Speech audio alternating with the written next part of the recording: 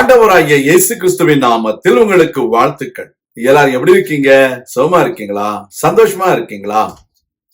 இந்த நாளிலும் ஆண்டவர் கொடுக்கிற ஆசீர்வாதமான வார்த்தை சங்கீதம் 37:19 Psalms 37:19.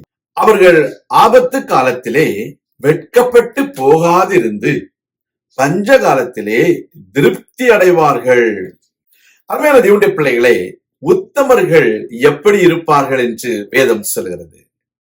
அவர்கள் ஆபத்து காலத்தில் வெட்கப்பட்டு போக மாட்டார்கள். People, those who are faithful to God, will not be disappointed during the time of disaster, during the time of their trouble. You need to understand, when you are faithful to God, God is going to be faithful in His promises. Whatever maybe the disaster comes around you, whatever maybe the trouble comes around you, you will not be ashamed. You will not be disappointed. You will always be happy even in the time of the trouble, because God is going to fulfill His promise in your life. He will not put you into shame because you are faithful to God. நீங்கள் கர்த்தரிடத்துல உத்தமர்களாய் இருக்கும் பொழுது கர்த்தர் உங்கள் ஆபத்து காலத்துல நீங்கள் வெட்கமடையாதபடிக்கு செய்வார். அதுதான் முதலாவது. இரண்டாவது, பஞ்ச காலத்தில் நீங்கள் திருப்தியாயிருப்பீர்கள். தேவனுக்கு உத்தமமாய் இருக்கும் பொழுது தேவனுடைய வார்த்தையை நாம் கேட்டு அதன்படி செய்கிறவர்களாக இருப்போம்.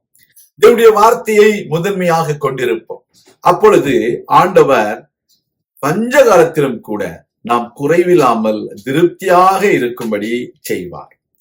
Even during the time of famine and drought, God will satisfy you with all the blessings when you are faithful to God. During the time of famine, during the time of drought, people look for shortcuts to earn money. They want to be satisfied by themselves, by their earning. But the Lord God says, if you are faithful to me, even in the time of your drought, I will satisfy you. Isaac, he sowed when there was a famine. Because he obeyed God, he was faithful to God, God was able to bless him even in the time of famine. So in your life, even in the time of famine, God will bless you when you are faithful to God. ஆண்டவருடைய பிள்ளைகளே, நீங்கள் பஞ்ச காலத்திலும் திருப்தியாக இருக்கும்படிக்கு உங்கள் தேவைகளை சந்திப்பார். உலகமெங்கிலும் பஞ்சம் இருக்கும், பல தேவைகள் இருக்கும், வேலையில்லா திண்டாட்டம் இருக்கும், குறைவுகள் இருக்கும், வியாதி விக்னங்கள் இருக்கும். ஆனால் கர்த்தர் தம்முடைய உத்தமர்களை அவர் கைவிட மாட்டார். அவர்களுக்கு உதவி செய்வார். பொருளாதார நெருக்கடிகளை மாற்றுவார். சரீர சுகத்தையும் பலத்தையும் கொடுப்பார். உங்களை ஆசீர்வதித்து உங்களை திருப்திப்படுத்துவார். நான் உங்களுக்காக ஜெபிக்கிறேன்.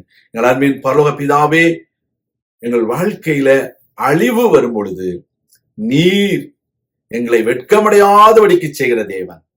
பஞ்ச காலத்தில் நாங்கள் திருப்தியாக இருக்கும்படி செய்கிறவர். உடைய பிள்ளைகள் வெட்கமடையாதபடிக்கு அவர்களை காத்துக்கொள்ளும். வியாதிகள் வரலாம், கடன் பிரச்சனைகள் வரலாம். எல்லா சூழ்நிலையிலும் பிள்ளைகள் திருப்தியாக இருக்க வேண்டும். அவர்களுடைய வாழ்க்கையில குறைவில்லாமல் இருக்க வேண்டும். பஞ்ச காலத்தில் அவர்கள் விதைத்தாலும் கர்த்தாவே அவர்களுக்கு 100 மடங்கு ஆசீர்வாதத்தை கொடுத்து அவர்களை ஆசீர்வதியும். குறைவில்லாமல் காத்துக்கொள்ளும். இயேசு கிறிஸ்துவின் நாமத்தில் ஜெபிக்கிறோம் எங்கள் நல்ல பிதாவே, ஆமேன். கர்த்தர் தாமே உங்களை ஆசீர்வதிப்பாராக. ஆமேன்.